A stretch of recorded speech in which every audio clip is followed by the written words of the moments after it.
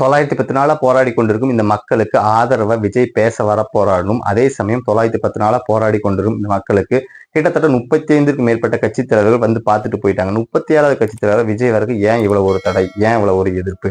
இந்த ஒரு இடத்துல மட்டும் ஏர்போர்ட் வரதுனால கிட்டத்தட்ட 47% விவசாய நிலங்கள் பாதிக்கப்படுது.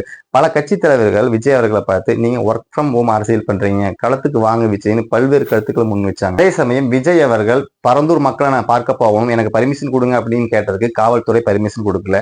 விஜய் அவர்களை பார்க்கறதுக்கு அந்த 13 கிராமங்களுக்கு மட்டும்தான் அனுமதி கொடுக்கப்பட்டது. வெளியிலிருந்து வரக்கூடிய வண்டிகள் முற்றிலும் தடுக்கப்பட்டது. ஒரு இடைவெளி கேப் கொஞ்சம் நேரம் மட்டும்தான் பர்மிஷன். அது 12லிருந்து 1 மணி வரைக்கும் மட்டும்தான் பேசுறதுக்கு பர்மிஷன். இவ்வளவு தடை ஏன், இவ்வளவு எதிர்ப்பு ஏன்? இந்த மக்கள் 910 நாளா போராடிட்டு இருக்கிறாங்க.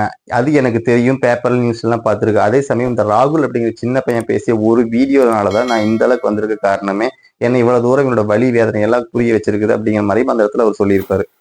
பரந்தூர் பகுதியில 13 நீர்நிலை இருக்குது. இதை அழிச்சிட்டு இங்க ஏர்போர்ட் வந்துச்சுன்னா பக்கத்துல இருக்கிற சென்னை பார்த்தீங்கன்னா வெள்ளக்காடாக மாறும் அப்படிங்கிற மாதிரி சொல்றாரு. அது மட்டும் இல்லாம இங்க நீர்நிலைகள், சதுப்பு நிலங்களா இருக்குது. இதை அழிச்சிட்டு விவசாய நிலம் அழிச்சிட்டு இங்க ஒரு ஏர்போர்ட் நமக்கு தேவையற்றது அப்படின்னு அவர் கருத்து முன் வச்சிருக்காரு.